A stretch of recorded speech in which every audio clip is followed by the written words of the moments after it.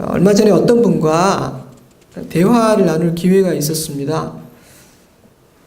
우리 교회 성도는 아니신데 자신이 처한 상황을 저와 좀 나누고 싶어 하셔서 진지하게 대화를 나누게 되었죠.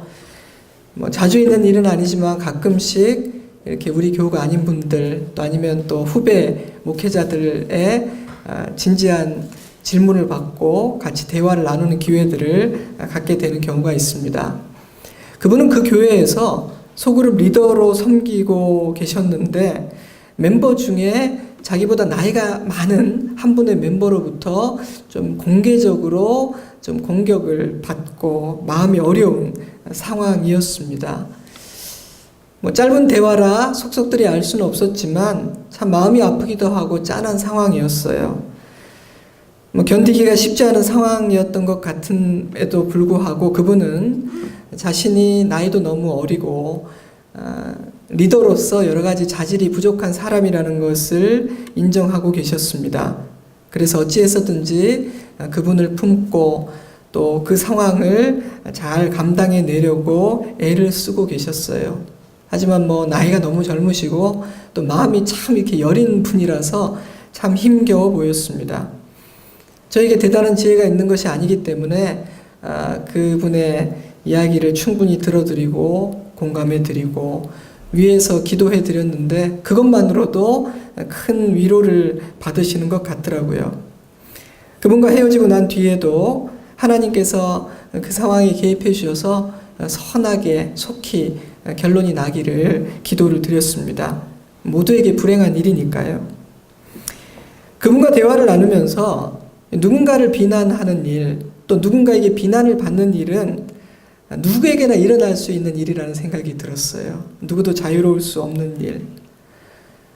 가족들, 이번 명절에도 모이겠지만 사실 가족들의 관계 안에서도 이렇게 비난을 하고 받기도 하고요. 직장에서 그런 일이 있기도 하고, 교회라는 공동체에서도 그런 일이 있을 수 있겠죠. 그래서 그분과 대화를 나누고 나서 이 주제에 대해서 우리 성도들과 한번 나누었으면 좋겠다 하는 생각이 들었습니다. 왜냐하면 우리의 삶에 그런 심각한 상황이 없을 때 미리 배우고 깨달아서 지혜를 얻어두면 도움이 된다 하는 생각이 들었기 때문이죠. 몸이 아프면 이런 음식이 좋다, 이런 운동을 해보라 등등 여러 가지 조언을 듣게 되죠. 그런데 가만히 생각해 보면 그런 것들은 사실 아플 때가 아니라 건강할 때 해두어야 했던 것이라는 것을 깨닫게 되죠. 제 아버님이 아프실 때 어떤 분이 생식을 제안하셨습니다. 체질을 개선하고 건강을 회복하기 위해서 식습관을 한번 바꿔보라는 고마운 제안이었죠. 하지만 안타깝게도 그때는 이미 그런 시도를 할 체력이 남아있지가 않았어요. 그렇구나. 이런 것들은 평소에 해야 하는 것이지 아플 때에는 시도조차 해볼 수 없는 것이구나. 너무 늦었구나 하는 생각이 들어서 안타까웠던 기억이 새롭습니다. 사랑하는 성도 여러분, 성경이 다루고 있는 여러 가지 주제들 중에서 이건 나하고 상관이 없으니까 몰라도 돼. 내가 지금 이런 상황이 아니니까 그냥 넘어가도 돼. 이런 주제는 없다는 것을 기억하시기 바랍니다. 평소에 성경이 다루고 있는 인생의 여러 가지 주제들에 대해서 배우고 미리 훈련해 두는 것은 굉장히 중요한 일입니다. 그래야만 결정적인 순간에 지혜롭게 대처할 수 있기 때문이죠. 오늘 우리가 함께 묵상해 보고자 하는 주제도 그런 주제 중에 하나라는 생각이 들어요. 저는 먼저 할 수만 있다면 최선을 다해서 누군가를 비난하고 비판하는 자리에 서지 않도록 노력하라는 말씀을 드리고 싶습니다. 왜냐하면 우리 중 그 누구도 누군가를 판단하거나 비난할 자격을 가진 사람은 없으며 누군가를 판단하고 비난하는 일은 하나님께서 기뻐하시는 일이 아니기 때문이죠. 오히려 그것은 지난주에 나눈 것처럼 마귀가 틈타기 아주 좋은 일입니다. 국어사전을 찾아보니까 비난은 남의 허물을 드러내어 꼬집어 나쁘게 말하는 것이라고 정의가 되어 있더라고요. 이 정의에 의하면 비난하는 것은 그다지 선한 동기에서 나오는 행동은 아닌 것 같습니다. 때문에 하나님은 비난하거나 판단하거나 비판하는 일을 좋아하지 않으시죠. 예수님은 산상수훈이라고 불리는 가르침 중에 이렇게 말씀하셨습니다. 비판하지 말라. 그리하면 너희가 비판을 받지 않을 것이요 정죄하지 말라 그리하면 너희가 정죄를 받지 않을 것이요 용서하라 그리하면 너희가 용서를 받을 것이요 주라 그리하면 너희에게 줄 것이니 곧 후히 되어 누르고 흔들어 넘치도록 하여 너희에게 안겨주리라. 너희가 헤아리는 그 헤아림으로 너희도 헤아림을 도로 받을 것이니라. 산상수훈은 하나님 나라의 백성들에게 주시는 삶의 지침서입니다. 이 말씀은 세상 나라의 지침서가 아니라 하나님 나라의 지침서인 것이죠. 그런데 예수님은 비판하거나 정죄하지 말고 후히 주고 베푸는 사람이 되라고 말씀하십니다. 특별히 비판이라는 개념과 후히 주고 넉넉한 마음을 갖는다는 개념을 대조적인 개념으로 사용하고 있죠. 비판이라고 번역된 크리노라는 단어는 정죄하다, 비난하다, 판단하다, 고소하다 라는 뜻을 가지고 있는데 놀랍게도 예수님은 우리가 그런 일을 하게 되면 그 행동은 훗날 우리가 하나님 앞에서 받게 될 그 판결에 영향을 끼치게 될 것이라고 표현하고 계십니다. 너희가 형제를 용서하면 너희도 하나님께 용서를 받을 것이지만 너희가 좁고 편협한 마음으로 지체를 대하면 하나님도 너희를 그렇게 대하실 것이다. 이곳 한 곳에서만 이렇게 말씀하신 것이 아니죠. 제가 딱 한 구절만 읽어드립니다. 야고보서 2장 13절 긍휼을 행하지 아니하는 자에게는 긍휼 없는 심판이 있으리라. 긍휼은 심판을 이기고 자랑하느니라. 글쎄요, 저는 이런 말씀들이 하나님의 심판대 앞에서 과연 어떠한 방식으로 실현될지는 잘 모르겠어요. 궁금하긴 합니다. 어떻게 관계가 되는 거지? 그러나 분명한 사실은 하나님께서 우리가 이 땅에서 사람을 어떻게 대하는지를 굉장히 중요하게 여기시고 주목해 보신다는 것이죠. 미국의 영화배우 존 웨인의 아버지는 아들에게 그 생전에 이렇게 3가지 조언을 했다고 해요. 첫째, 언행을 일치시켜라. 둘째, 무심코라도 누군가를 모욕하지 마라. 셋째, 괜히 시비거리를 찾아 돌아다니지 마라. 존 웨인은 이 아버지의 조언을 평생 마음에 담고 살았다고 해요.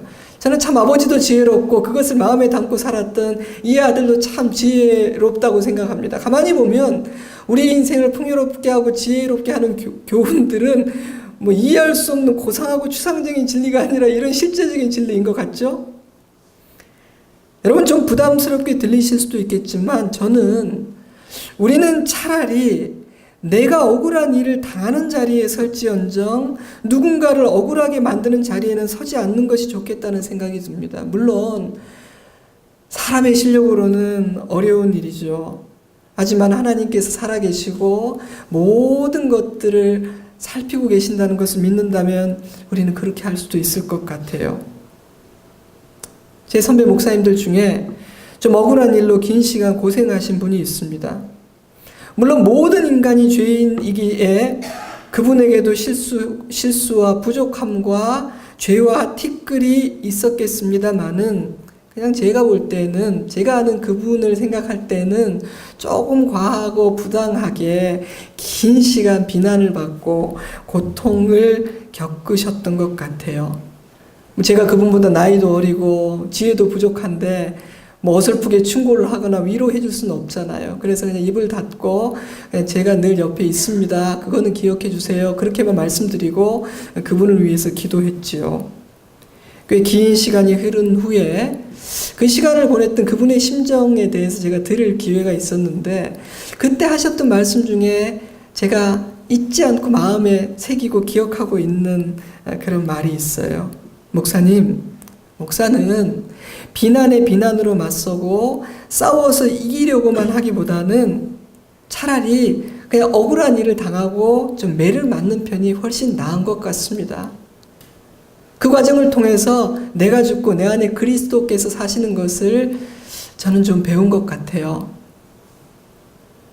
아직 제가 실력 부족이라서 그렇게 할 자신은 없지만 저는 그게 좋겠다 하는 생각이 들어서 그 선배님의 말씀을 제 마음에 담아 두었습니다. 그리고 정말 그렇게 해야 될 때 제가 참 그렇게 할 수 있는 실력이 있다면 참 좋겠습니다 라는 마음을 갖고 있죠.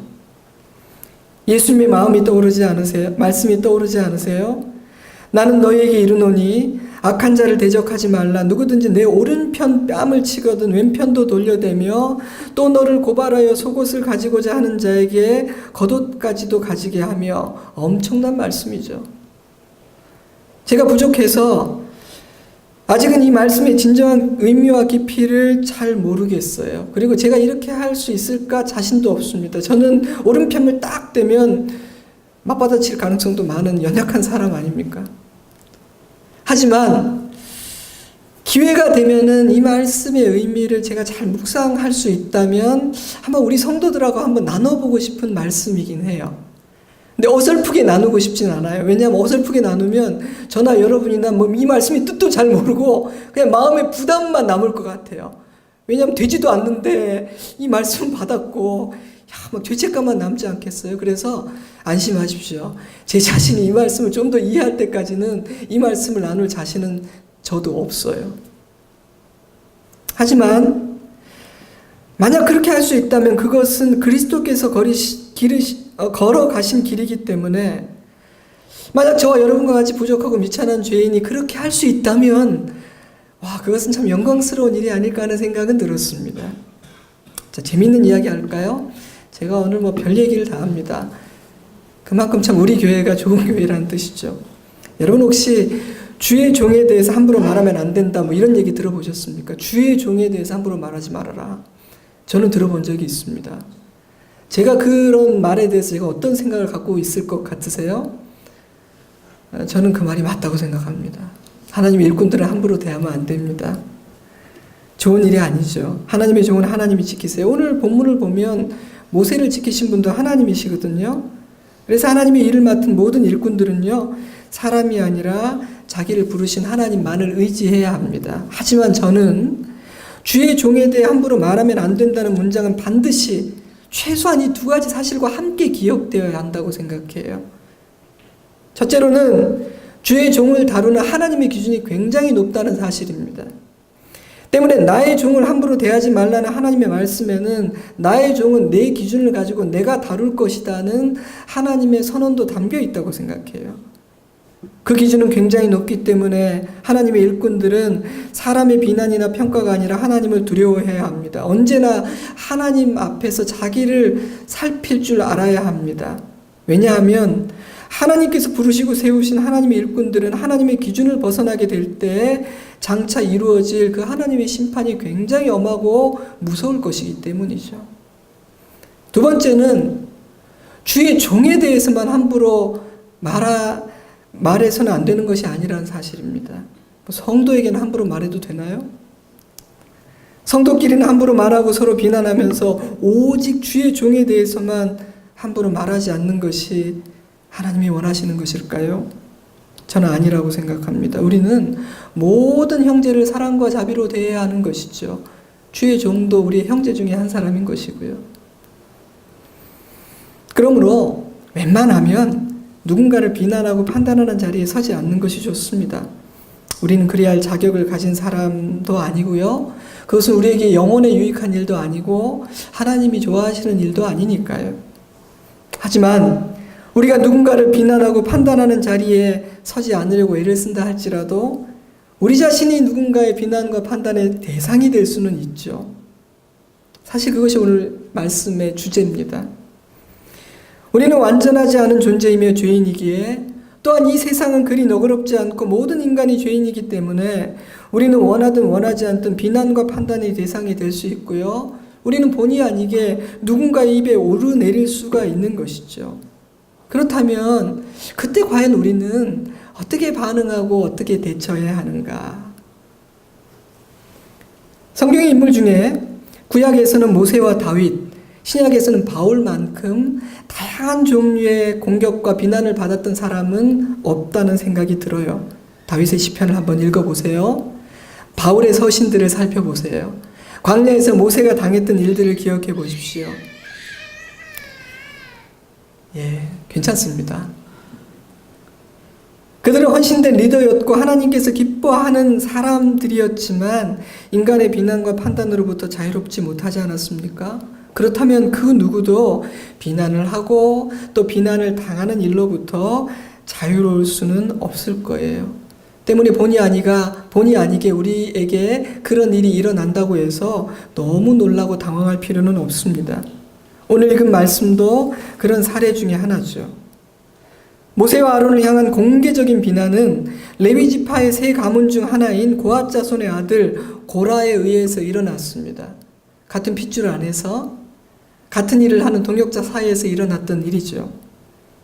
1절을 보면 그가 가장 먼저 했던 일은 당을 짓는 일이었다는 것을 발견하게 됩니다. 이 중요한 특징이에요. 묵상할 거리가 진짜 많은 복잡하고 깊이 있는 이야기인데 우리는 그렇게 비난 앞에 마주서게 된 모세가 어떤 태도를 취했는지를 우리가 같이 한번 묵상해 보면 좋겠어요. 왜냐하면 이런 일들은 우리도 당할 수 있는 일이고요. 또 특별히 명절을 앞두고 있는데 또 가족 관계 안에서도 최선을 다하고 있음에도 좋은 소리를 듣지 못하는 분들도 있을 것 같다는 생각이 저는 들어요. 이들의 주장이 담겨있는 3절 말씀을 제가 우리말 성경으로 읽어드립니다. 당신들은 너무 지나치다. 회중은 하나같이 거룩하고 여호와께서 그들과 함께 하신다. 그런데 왜 당신들이 여호와의 총회 위에 스스로를 높이느냐. 하나님을 높이고 백성들을 존중하는 것처럼 보이는 참 그럴듯한 주장이었습니다. 그러나 이 일의 결말을 보면 그들의 주장에 대한 하나님의 평가와 생각은 많이 달랐던 것 같아요. 고라는 사람들의 마음을 흔들어 자신의 생각과 뜻을 이루고자 했던 기회주의자에 불과했다고 하나님은 평가하십니다. 자, 이런 상황 앞에서 모세는 어떻게 반응했나요? 4절 말씀, 모세가 듣고 엎드렸다가 고라와 그의 모든 무리에게 말하여 이르되, 사랑하는 성도 여러분, 혹시라도 우리에게 이런 일이 일어난다면 우리가 해야 될 첫 번째 일은 하나님 앞에 엎드리는 것입니다. 여러분, 순서를 잘 기억하세요. 모세는 먼저 하나님 앞에 엎드린 다음 사람과 말했습니다. 먼저 사람들을 만나 변론한 다음 하나님께 엎드린 것이 아닙니다. 모세는 할 말이 굉장히 많았을 거예요. 억울했을 겁니다. 왜냐하면 모세는 우리보다 훨씬 나은 사람이었거든요. 아주 헌신된 리더 아니었습니까? 뭔 잘못을 했습니까, 그 사람이? 2절에 있는 이름 있는 지휘관 250명이라는 표현은 그 반란에 앞장선 지휘관들이 굉장히 영향력이 있는 사람들이었다는 뜻이죠. 그러니 그들이 했던 비난이 사실이든 사실이 아니든 상황이 굉장히 심각했다는 것을 우리는 느낄 수 있습니다. 그것은 모세 개인의 리더십뿐 아니라 이스라엘 공동체 전체의 위기였죠. 그런데 놀랍게도 그 급박한 순간에 모세가 가장 먼저 했던 일은 모든 것들을 다 뒤로 하고 회의를 소집하거나 사람들과 변론하지 않고 듣고 하나님 앞에 엎드렸다고 기록하고 있습니다. 저는요, 그 결정적인 행동, 그 지혜로운 행동 하나가 모세를 지켜주었을 뿐만 아니라 이스라엘 공동체를 지켜주었다고 확신합니다. 목사님, 그것은 사람과 사람 사이에서 일어난 일이 아닌가요? 그러면 빨리 그 사람을 만나서 풀어야 하는 것이 아닙니까? 맞습니다. 그래야 합니다. 그런 지혜도 필요하죠. 하지만 그 말은 틀리기도 합니다. 왜냐하면 사람과 사람 사이의 일을 풀어줄 수 있는 분은 오직 하나님이시기 때문입니다. 때문에 먼저 하나님께 그 일을 아뢰고 도움을 청하고 지혜를 구하는 것은 굉장히 중요합니다. 목사님, 이 상황은 너무너무 억울한데 내가 아니면 누가 나를 변호합니까? 내 억울한 거 내가 풀어야 되는 거 아닙니까? 그런 순간에 입을 닫고 하나님 앞에 엎드린다고 무슨 일이 되겠습니까? 그렇지 않습니다. 만약에 그 비난이 정당하지 않고 억울한 것이라면 사실은 더 하나님께 엎드려야 됩니다. 왜냐하면 진정 우리의 마음을 이해하시고 진정 그 상황을 꿰뚫어 보시고 우리를 위해서 변론해 주실 수 있는 분은 하나님이시기 때문입니다. 하나님이 변호해 주셔야만 정말 깔끔한 결론이 나기 때문이죠. 그래서 때로는요, 사람을 향해서는 입을 닫고 오직 하나님을 향해서 입을 열어야 될 때도 있습니다. 인간은 참 연약한 존재입니다. 그래서 비난 앞에서 감정이 흔들리고 잘못된 판단을 할 가능성이 많죠. 모세의 마음에도 풍랑이 일어났을 거예요. 두려움이 찾아왔을 겁니다. 만약 그때 입을 열고 나서서 말하기 시작했다면 아마 뒤에 주워 담고 싶은 실수를 굉장히 많이 하지 않았을까요? 그러나 그는 하나님의 앞에 엎드려 평정심을 되찾았기에 지도자답게 그 상황에 대처할 수 있었다고 생각합니다. 사랑하는 성도 여러분, 이러한 모세의 태도는 우리에게 중요한 교훈을 줍니다. 나의 실수이든 억울한 일이든 비난을 당하게 될 때 먼저 하나님 앞에 엎드려야 한다는 것입니다. 물론 살면서 그런 일이 없으면 더 좋겠죠. 하지만 그럴 수가 있겠습니까? 동네에서도 이런 일이 일어난다고 하더라고요. 억울한 일들이. 직장에서도 일어난다고 하더라고요. 때문에 우리에게는 그런 일이 없을 때 오늘과 같은 이런 평소에 그런 상황들에 대처할 수 있는 지혜와 실력을 길러두는 것이 필요합니다. 그 첫 번째 비결은요, 사람과 변론하려 하지 않고 사람을 설득하려고 하지 않고 먼저 하나님께 엎드리는 것입니다. 언제까지 엎드려서 기도해야 하냐고요?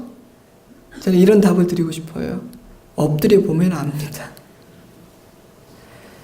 어떨 때는요, 조금 오래 엎드려 있어야 할 때가 있더라고요. 제 경험으로 보면요. 근데 또 어떨 때는요, 그냥 오래 엎드리려고 막 짐도 싸놓고 단단히 각오를 했는데 일어나 하나님께서 허무하게 그냥 또 이렇게 풀어주실 때도 있어요. 하지만 그것은 하나님께 달린 일이기 때문에 우리는 모든 것 내려놓고 먼저 하나님 앞에 엎드리는 것이 필요합니다. 우리는 그저 하나님께서 인도하시는 대로 그 시간표를 따라가면 되는 것이죠. 자, 둘째로, 과연 이 일을 통해서 내가 깨달아야 하는 것이 무엇인지 생각할 수 있어야 합니다. 하나님 안에서는 버릴 것이 하나도 없습니다. 하나님 안에서는 사람들이 나쁜 일이라고 말하는 일조차 좋은 일, 선한 일이 될 수 있습니다. 그러므로 비록 아픈 일이라고 할지라도 그곳에는 하나님의 선하신 섭리와 교훈을 얻을 수 있다는 사실을 잊지 말아야 합니다. 때문에 그 고통스러운 시간 가운데서 하나님, 제가 깨달아야 할 귀한 하나님의 은혜가 무엇입니까? 물을 수 있어야 하죠. 게다가 우리 모두는 완전하지 못한 죄인이 아닙니까? 때문에 내가 생각할 때 아무리 터무니가 없고 억울하게 느껴지는 비난이라 할지라도 가만히 생각해보면 그 안에는 내가 들어야 하는 말이 있습니다. 내가 깨달아야 할 진리가 있죠. 그러므로 우리는 누군가의 비난과 판단을 받을 때 그 아픔 가운데서도 혹시 내가 들어야 할 말이 없나? 내가 깨달아야 할 지혜가 없을까요? 라고 하나님께 물을 수 있어야 합니다. 그러면 더 좋은 것을 얻게 됩니다. 이전보다 더 나아지게 됩니다. 그런데요, 그런 순간 무엇인가를 깨닫고 지혜를 얻으려면 겸손해야 된다는 생각이 들었어요. 나는 옳고 너는 틀렸다. 나는 막 잘못한 게 하나도 없고 억울하기만 하고 너는 완전히 나쁜 놈이다. 이런 생각으로 접근하면 들을 수 없어요. 깨달을 수 없습니다. 지혜를 얻지 못합니다. 때문에 우리는 오히려 하나님, 제가 생각하기에는 좀 억울하게 느껴지지만 혹시 이 안에 제가 깨달아야 할 지혜와 저의 부족함과 저의 죄와 깨지고 부서져야 되는 저의 실수는 없나요? 그것이 있다면 제가 볼 수 있도록 눈을 열어주시고 가르쳐 주십시오라고 기도를 드릴 필요가 있습니다. 저는 모세도 그렇게 기도했을 거라고 생각해요. 그런 태도로 하나님 앞에 엎드릴 때 하나님은 언제나 우리 안에 선한 일을 이루어 주십니다. 놀랍게도요, 때로는 우리가 비난을 받을 만한 일을 해서 비난을 받고 있다 할지라도 하나님 앞에 겸손히 엎드려 깨달음을 구할 때 하나님은 우리의 허물을 덮어주시고 그 문제를 해결해 주실 뿐 아니라 오히려 우리를 이전보다 더 나은 사람이 되게 하시는 것도 경험하게 됩니다. 여러분, 저와 여러분이 그러한 하나님의 은혜 안에 살고 있다는 것을 잊지 마십시오. 때문에 섣불리 나를 변호하고 방어하려 하기보다는 겸손히 하나님 앞에 지혜를 구하고 인도하심을 바라십시오. 그러면 깨달음이 생깁니다. 그러면 하나님께서 이루시는 좋은 일을 보게 됩니다.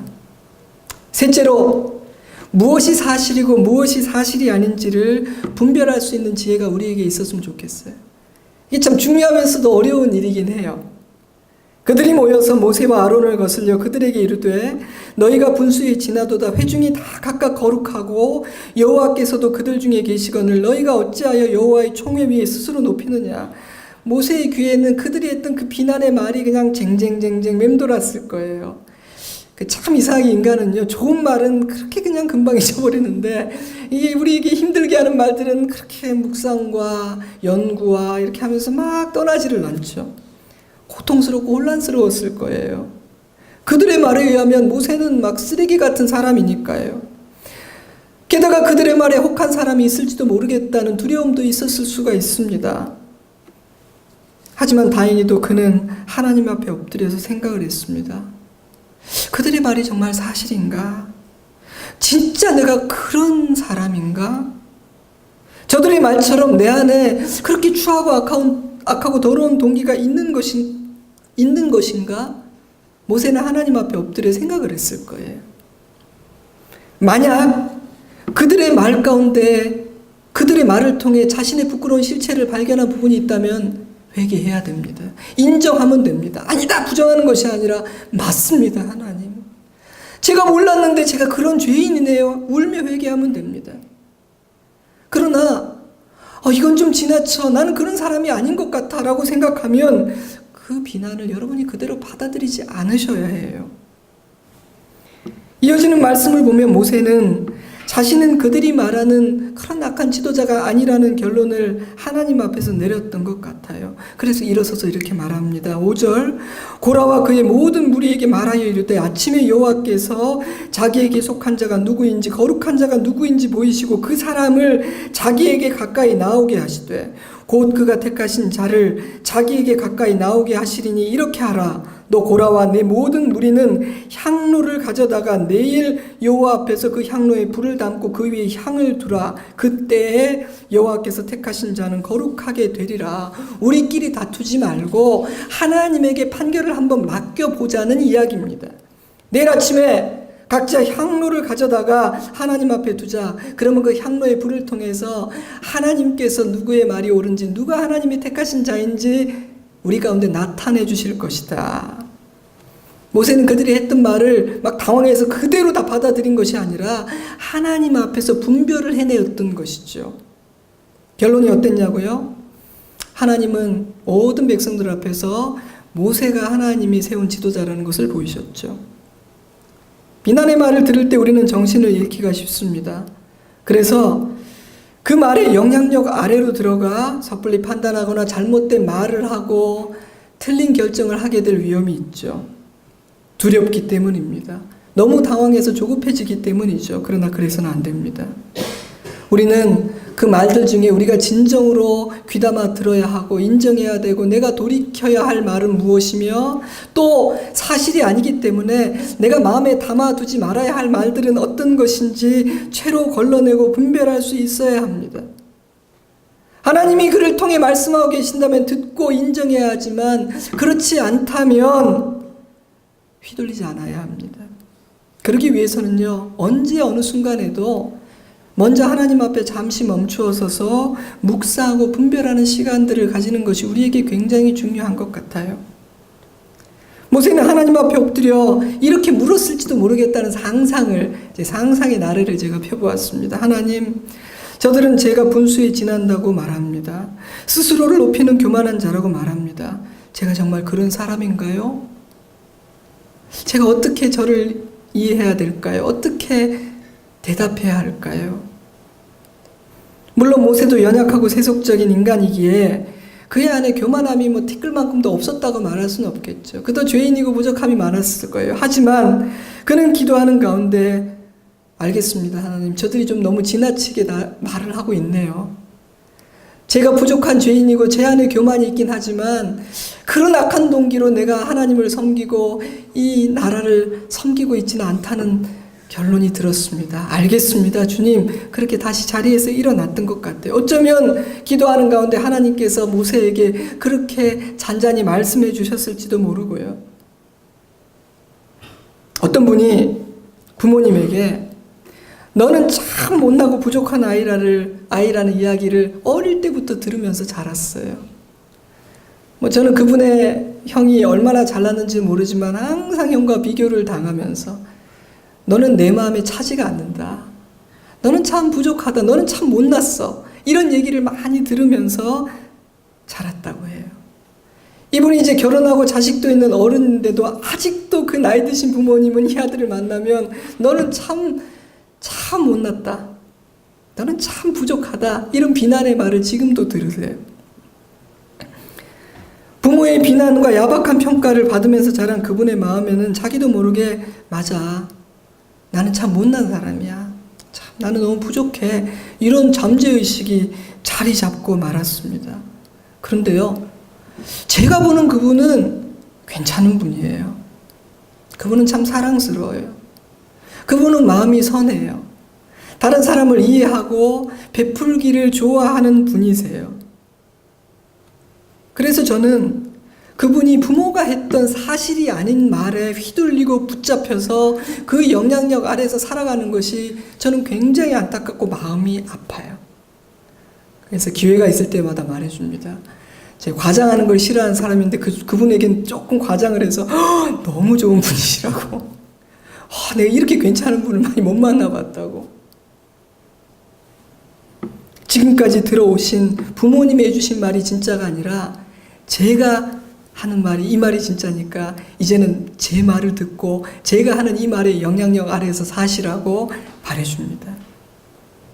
사랑하는 성도 여러분, 누군가의 비난을 받을 때 그 비난의 말 전부를 다 받아들이지 말고 채로 걸러내세요. 그래, 이건 사실이야. 하지만 이건 아니야. 하나님, 그래요. 이 부분은 제가 너무 부족한 것 같습니다. 인정합니다. 새롭게 됐으면 좋겠어요. 성장하기를 원합니다. 도와주세요. 하지만 저는 그가 말하는 그런 사람은 아닌 것 같아요. 부족하긴 해도 제가 그 정도는 아닌 것 같아요. 그러니까 그런 사실이 아닌 말에 제가 흔들리고 요동하며 살지 않도록 도와주세요. 라고 기도하시기를 바랍니다. 마지막 넷째로요. 예수님을 생각하세요. 히브리서 12장 3절 너희가 피곤하여 낙심하지 않기 위하여 죄인들이 이같이 자기에게 거역한 일을 참으신 일을 생각하라.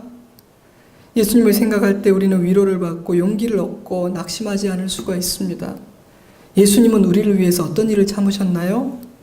이사야 53장 3절 그는 멸시를 받아 사람들에게 버림받았으며 간고를 많이 겪었으며 질고를 아는 자라 마치 사람들이 그에게서 얼굴을 가리는 것 같이 멸시를 당하였고 우리도 그를 귀히 여기지 아니하였도다. 그는 실로 우리의 질고를 지고 우리의 슬픔을 당하였거늘 우리는 생각하기를 그는 징벌을 받아 하나님께 맞으며 고난을 당한다 하였노라. 그가 찔림은 우리의 허물 때문이요 그가 상함은 우리의 죄악 때문이라. 그가 징계를 받음으로 우리는 평화를 누리고 그가 채찍에 맞음으로 우리는 나음을 받았도다. 아무리 억울하다 생각되는 일에도요. 우리가 당하는 비난에는 우리의 죄와 연약함과 부족함이 묻어 있더라고요. 저는 부족한 사람이기 때문에 저는 100% 억울한 일을 저는 당할 수가 없는 사람이에요. 그러나 예수님은 아무런 죄가 없는 분이신데 멸시를 받으셨어요. 모든 인간은 죄인이기에 100% 무죄할 수는 없지만 한 점의 흠도 없는 그 예수님은 우리를 위해서 버림받고 간고를 겪으셨습니다. 그가 맞음으로 우리가 나음을 받았고 그가 징계를 받으심으로 우리는 평화를 누리게 되었습니다. 히브리서 기자는 우리가 피곤하여서 낙심하지 않기 위하여 그 예수님을 생각하라고 권면하고 있습니다.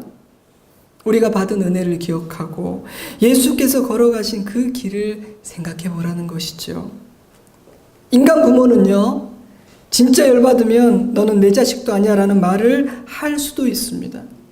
그런데 하나님은 우리가 비난받아 마땅한 그 순간에서조차 너는 내가 너무나 사랑해서 내 생명으로 구해낸 나의 자식이라고 말씀하십니다.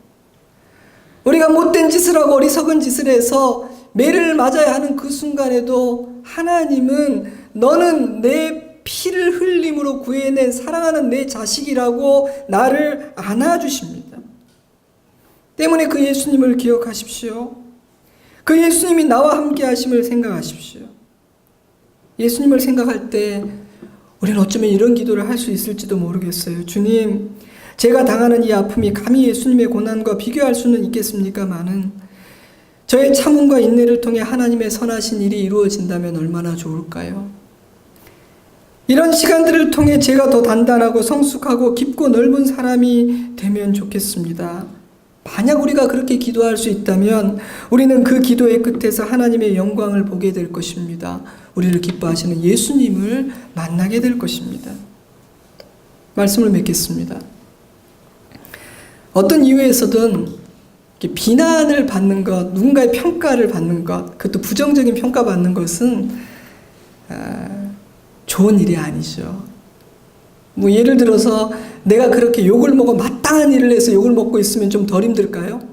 그래, 욕먹을 짓을 했으니까 그리고 덜 힘들고 시원할까요? 아니요. 그것도 힘들어요. 그러니까 내가 생각할 때 조금 억울하다 싶은 그런 소용돌이 안에 내가 들어가게 될 때는 더 고통스러울 수 있을 겁니다. 때문에 우리가 누군가를 그렇게 아프게 하는 사람은 되지 않았으면 좋겠어요. 하지만 우리는 그런 일로부터 100% 자유로울 수는 없습니다. 우리도 모세처럼 뜻하지 않는 그런 비난의 상황에 들어갈 수 있거든요. 그때 오늘 우리가 함께 나눈 이 말씀이 기억나고 우리에게 유용한 영적인 무기가 될 수 있으면 정말 좋겠습니다. 아이러니한 일이긴 하지만 고통은 우리를 성장시키고 심지어 우리를 보호하시는 하나님의 선하신 도구 역할을 하기도 해요. 오래전 목회를 할 때 제 실력으로는 조금 감당하기 어려운 분이 있었습니다. 저를 막 공격하고 이런 건 아닌데 이제 성향 자체가 좀 이렇게 부정적이시고 좀 약간 싸우기를 참 이렇게 기뻐하시는 그런 분이 계셨어요. 지금도 제가 이렇게 실력이 부족한데 그때는 더 미숙했으니 그게 참 쉽지가 않았죠. 하지만 시간이 흐르면서 하나님께서 그분을 통해서 저를 빚고 계실 뿐 아니라 오히려 그분이 저를 보호하시는 하나님의 도구라는 생각이 들었습니다. 그걸 깨닫게 되었어요. 왜냐하면요, 그분 덕분에 제가 10분 기도할 거를 1시간 기도했고요. 한 번 정도 생각할 일을 5번 생각하고 10번 생각하고 하나님의 지혜를 더 구했거든요. 그 가운데서 제가 성장하기도 했고요. 깨달음도 많이 얻었고요. 그래서 그 상황 가운데 감사하게 되니까 제 관점이 바뀌게 되고요. 이전에는 사실 그분의 변화를 위해서 많이 기도했는데 그 사실을 깨닫고 나니까 제 자신의 변화를 위해서 훨씬 많이 기도를 하게 되더라고요. 여러분도 혹시 오늘 아침에 이 간증을 듣고 너무 감동을 받아서 나도 목사님을 그렇게 돕겠다 뭐 이렇게 각오를 하시지는 않으셨으면 좋겠고요. 지금 감사하고 좋으니까 여러분 저는 여러분의 사랑을 통해서도 빚어지고 있으니까 그렇게 안 하셔도 괜찮아요. 물론 그 이후에도 쉽지는 않았죠. 제가 연약하니까요. 하지만 저는 하나님 안에서 누군가를 품어내고 함께 하려고 애렸을 때 참 하나님께서 그것을 기뻐하시고 하나님의 선한 일을 이루시는 것을 보았습니다. 그리고 전혀 함께 할 수 없을 것 같은 다른 사람들이 하나님 안에서는 한 배를 타고 같이 갈 수 있다는 것도 배우게 되었습니다. 우리도 그러한 진리를 하나님이 이루시는 일들을 참 경험할 수 있으면 좋겠어요. 신앙생활의 중요한 목표 중 하나는 성숙입니다. 성숙은 참 중요하죠. 오늘 함께 나눈 이 묵상이 저와 여러분의 인생 여정에서 요긴하게 꺼내 쓸 수 있는 영적인 무기가 되었으면 좋겠습니다. 마귀가 이런 일로 우리를 공격하고 시험에 올 때 그때 그 무기가 있었지 하고 이 무기를 꺼내들 수 있으면 좋겠습니다. 우리 삶의 어떤 순간에도 예수 그리스도를 묵상하고 붙잡을 수 있기를 바랍니다. 예수님과 함께하면 감당하지 못할 일이 없고 예수님 안에 머물며 예수님의 손을 잡고 걸어가면 모든 것은 반드시 좋은 일, 선한 일, 아름다운 일로 결론 지어지게 됩니다. 여러분 이번 명절에도 이제 가족들과 다 만나게 될 텐데 그 가족 안에서 하나님이 이루시는 또 선한 일들을 우리가 볼 수 있기를 주님의 이름으로 축복합니다. 기도하겠습니다. 오늘 말씀 제가 특별한 기도 제목 따로 드리지 않겠습니다. 주신 말씀을 가지고 또 여러분의 상황과 형편에 맞게 기도하십시오. 그리고 또 주님께서 특별히 내 마음에 주시는 문장이나 깨달음이 있다면 그것을 붙들고 기도했으면 좋겠습니다. 상처난 세상입니다. 우리 주님께서 우리의 치료자가 되십니다. 주님께서 선한 것을 이루어 주십니다. 우리 잠시 함께 기도할 때 또 특별히 우리 가정을 위해서 기도했으면 좋겠습니다. 함께 기도합니다. 아버지 하나님, 아버지 하나님,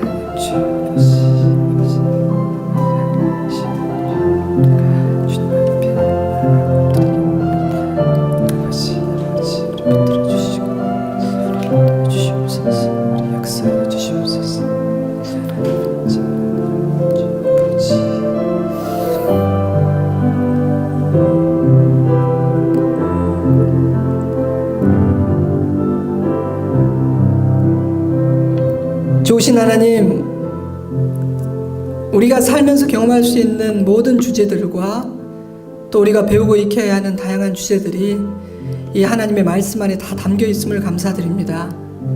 오늘 함께 묵상한 이 진리가 또 우리에게 주신 깨달음과 교훈이 우리의 삶의 여정 가운데 참 요긴하게 사용되고 우리를 지키는 하나님의 은혜의 능력의 도구가 되게 하여 주시옵소서. 할 수만 있다면 비난하고 판단하는 일 하지 않게 도와주시고, 우리가 원하든 원하지 않든 그런 소용돌이에 휘말리게 될 때 그리스도를 생각하고 아버지 앞에 먼저 엎드려 지혜를 얻는 겸손한 하나님의 자녀들 되게 하셔서 자유하고 평안을 누리고 담대한 승리하는 주의 자녀 되게 하여 주시옵소서.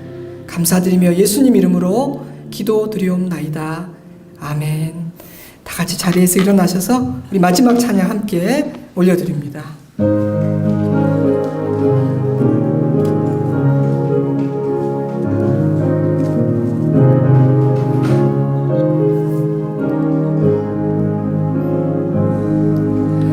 예수가 우리를 부르는 소리 금성 부드러워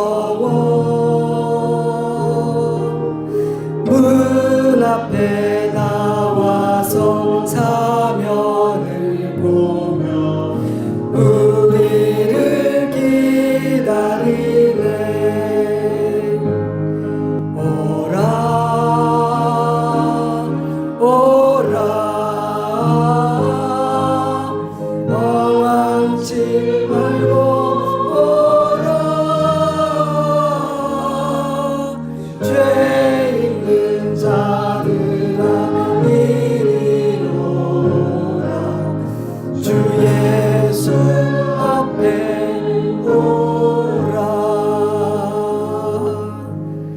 지금은 우리 구주 예수 그리스도의 크신 은혜와 하나님 우리 아버지의 한이 없는 사랑하심과 성령 하나님의 놀라운 은혜와 능력의 역사하심이 그 어떤 상황에서도 우리 주 예수 그리스도를 기억하고 내가 아버지의 사랑과 은혜 안에 있는 자임을 기억하며 겸손히 아버지 앞에 서기를 간구하고 다짐하는, 성장하고 깊어지고 단단해지기를 소망하는 사랑하는 주의 자녀들과 그 가정과 우리 좋은 씨앗교회와 열방의 교회들과 이 나라의 민족 위에 이제로부터 영원토록 함께 하시옵기를 간절히 축원하옵나이다. 아멘.